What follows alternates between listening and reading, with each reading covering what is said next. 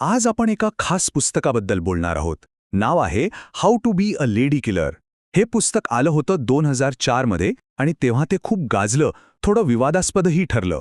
पण खरंच यात सांगितलेल्या गोष्टी, ते सिद्धांत आजच्या काळातही तितकेच महत्त्वाचे आहेत का? चला जरा खोलात शिरण गोळूया. बरं, तर या पुस्तकाची सुरुवातच एका अशा मूलभूत प्रश्नाने होते जो कदाचित आपल्या सगळ्यांना कधी ना कधी पडला असेल. तो प्रश्न म्हणजे, काही लोक इतरांना आकर्षित करण्यात इतके यशस्वी कसे होतात, तर काही जण मात्र धडपडतच राहतात. हाच तो मोठा प्रश्न आहे आणि हे पुस्तक म्हणतं की त्याच्याकडे उत्तर आहे. आणि ते उत्तर आहे या पुस्तकात. बघा, 2004 साली आलेल्या या पुस्तकाने एक मोठा धाडसी दावा केला. तो दावा असा होता की लोकांमध्ये लोकप्रिय होणं, विशेषतः महिलांमध्ये, हे काही रहस्य नाहीये. ही एक कला आहे, एक कौशल्य आहे जे शिकता येतं. हो, अगदी बरोबर. आणि आज आपण त्याच कौशल्याची, त्याच पद्धतीची गुपितं उलगडणार आहोत. ठीक आहे, तर सुरुवात करूया पहिल्या भागापासून. याचं नाव आहे आकर्षणाचं रहस्य. पाहूया तरी हे पुस्तक या रहस्याकडे नेमकं कसं बघतं. तर पुस्तकाचा मूळ मुद्दा काय आहे?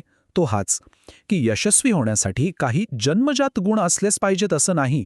म्हणजे बघा, काही लोकांना वाटतं की छान बोलता येणं किंवा पटकन कुणातही मिसळून जाणं ही एक देणगी आहे.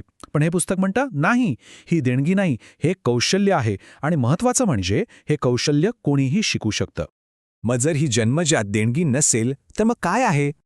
इथेच पुस्तकातला तो महत्त्वाचा विचार येतो. तो म्हणजे हे एक शिकण्यासारखं कौशल्य आहे. हो, हे शिकता येतं आणि शिकवलंही जाऊ शकतं. ॲन मे या लेखिकेने पुस्तकात स्पष्टपणे म्हटलंय, तुमच्यासाठी चांगली बातमी ही आहे की ही कौशल्य आणि आवश्यक ज्ञान मिळवता येते. आणि खरं तर हेच वाक्य या पुस्तकाचा आत्मा आहे. हाच तो पाया आहे ज्यावर सगळी थिअरी उभी आहे, की कोणीही, अगदी कोणीही स्वतःमध्ये बदल घडवू शकतो. आणि मग हे सगळं कसं काम करतं, तर त्याची एक सोपी साखळी आहे. सगळ्यात आधी येतं ज्ञान आणि तयारी. यातून तयार होतं आत्मविश्वास. आणि जिथे आत्मविश्वास असतो तिथे यश आपोआप येतं. एकदम सरळसोट गणित आहे. चला आता बघूया पुस्तकात दिलेलं एक महत्त्वाचं टूल किंवा एक महत्त्वाचा आराखडा. ह्याला नाव दिलं आहे द सिडक्शन पिरामिड. तर हा आहे तो 10 पायऱ्यांचा सिडक्शन पिरामिड. हे फक्त एक चित्र नाहीये, तर हा एक पूर्ण रोडमॅप आहे. तो आपल्याला दाखवतो की सगळ्या गोष्टी एकमेकांशी कशा जोडलेल्या आहेत. प्रत्येक पायरी म्हणजे एक नवीन कौशल्य, एक नवीन धडा, जो तुम्हाला हळूहळू यशाच्या शिखराकडे घेऊन जातो. पुस्तकात म्हटल्याप्रमाणे जसा जसा हा पिरॅमिड चढायला सुरुवात होते, तसतशी आपली दृष्टी अधिक व्यापक होते. म्हणजे खालच्या पायरीवर असताना ज्या गोष्टी अस्पष्ट, गोंधळात टाकणाऱ्या वाटतात, त्या वरच्या पायरीवर पोचल्यावर एकदम स्पष्ट दिसायला लागतात.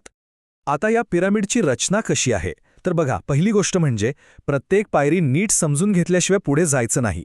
दुसरी गोष्ट, सुरुवातीच्या ज्या पायऱ्या आहेत त्या पुढच्या यशाचा पाया आहेत, त्यामुळे त्या खूप महत्त्वाच्या. तिसरं म्हणजे प्रत्येक पायरी म्हणजे पुस्तकातला एक नवीन विभाग. आणि आपलं अंतिम ध्येय, तर ते आहे शिखरावर पोहोचून तिथून यशाचं विहंगम दृश्य अनुभवणं. ठीक आहे, पिरॅमिडची रचना तर समजली. आता त्यातल्याच एका अत्यंत महत्त्वाच्या कौशल्याबद्दल बोलूया. आणि ते कौशल्य आहे संवाद साधण्याचं. याबद्दल पुस्तकात एक जबरदस्त वाक्य आहे. जर तुम्हाला अपेक्षित प्रतिसाद मिळत नसेल तर तुम्ही जे करत आहात ते बदला. याचा अर्थ काय?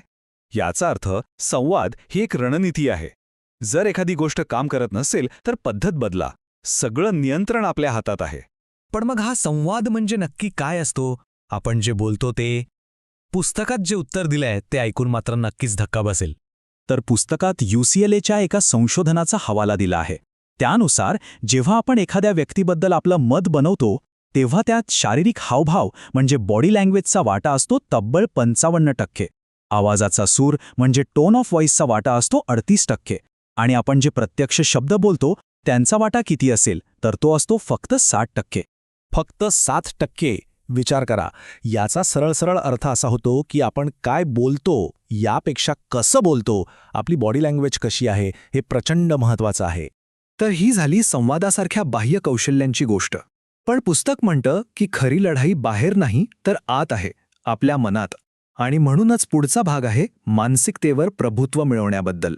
पुस्तकात एक खूप छान उदाहरण दिलंय सुताराचं. विचार करा, एखादा कुशल सुतार काय जन्मतःच सगळी कौशल्य घेऊन येतो का? नाही, त्याला योग्य साधनं लागतात, ज्ञान लागतं आणि मग सरावाने तो पारंगत होतो. हे पुस्तक म्हणतं की डेटिंगमध्ये यशस्वी होण्याचं पण तसंच आहे. हे कौशल्य आहे जे शिकता येतं. आणि इथेच लेखक एक महत्त्वाचा मुद्दा मांडतो. तो म्हणतो की या सगळ्यात मानसिक बाजू हेच 99% आव्हान आहे. हो, फिजिकल ट्रेनिंग किंवा इतर गोष्टींपेक्षाही मानसिक तयारी करणं हे सर्वात कठीण काम आहे. हे बघा, पुस्तकातलं हे चित्र सगळं काही सांगून जातं. सुरुवातीला वाटणारी भीती, ती थरथर आणि सरावाने येणारी सहजता किंवा स्मूथनेस हा एक प्रवास आहे आणि तो सरावानेच पूर्ण होतो. ह्याला कोणताही शॉर्टकट नाही. मग या प्रवासात काय काय लागतं? तर सगळ्यात आधी आपल्या मनातल्या भीतीवर आणि चिंतांवर मात करावी लागते. दुसरी गोष्ट, जे काही शिकलो आहोत ते प्रत्यक्षात वापरण्याची तयारी हवी. तिसरं म्हणजे यशस्वी होण्याचा एक तीव्र निश्चय लागतो. आणि चौथं, आपल्यात कोणती कौशल्य आहेत आणि कोणती नाहीत हे ओळखता आलं पाहिजे. तर थोडक्यात सांगायचं झालं तर हे पुस्तक काय करतं? ते करिश्मा आणि आकर्षण यांसारख्या गोष्टी ज्या आपल्याला गूढ वाटतात त्यांना एका सोप्या, पद्धतशीर आणि शिकता येण्याजोग्या प्रक्रियेत मांडतं. पण हे सगळं ऐकल्यावर शेवटी एक मोठा प्रश्न मनात येतोच. तो म्हणजे मानवी नातेसंबंध जी एक कला आहे, तिला जेव्हा आपण अशा विज्ञानाच्या चौकटीत बसवायचा प्रयत्न करतो तेव्हा नेमकं काय होतं? आपण काहीतरी महत्त्वाचं गमावतो की काहीतरी नवीन मिळवतो? हा एक विचार करायला लावणारा प्रश्न आहे, नाही का?